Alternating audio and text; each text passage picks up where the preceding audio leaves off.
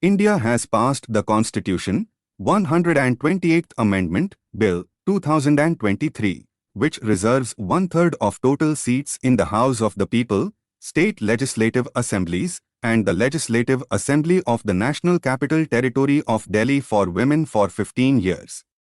While the move aims to increase women's participation in policy making, experts suggest the amendment's implementation might not occur until 2029 or even 2034 due to various caveats.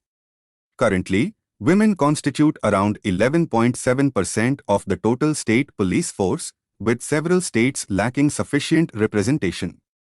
Encouraging more women to join the police force and providing necessary infrastructure are crucial steps needed for increased representation.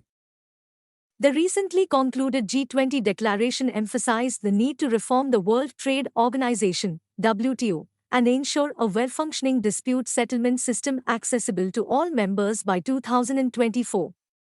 The WTO's dispute settlement system, considered the crown jewel of the organization, has been dysfunctional since 2019 due to the US blocking the appointment of appellate body members. The absence of an appellate review mechanism in international investment law, particularly in the investor-state dispute settlement (ISDS) process, has led to inconsistent decisions and legal reasoning.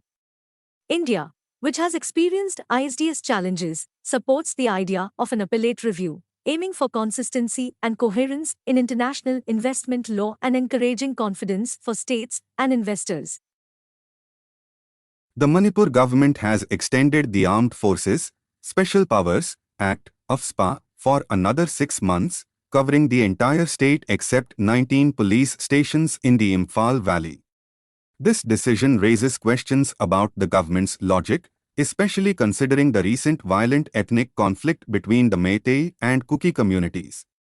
The exclusion of the Imphal Valley, where significant unrest is happening, from AFSPA's purview seems paradoxical. While the government claims that AFSPA is meant for counterinsurgency operations, its exclusion in conflict-ridden areas raises concerns about partisan conduct. Reconciliation efforts between the Meitei and Kuki communities are essential to prevent further deterioration of the situation. Tensions in the South China Sea have escalated after the Philippines removed a floating barrier installed by China near the disputed Scarborough Shoal. China warned the Philippines not to stir up trouble, highlighting the delicate situation in the heavily contested waters. The move by the Philippines, under President Ferdinand Marcos Jr., contrasts with the previous administration's attempts to downplay tensions with China.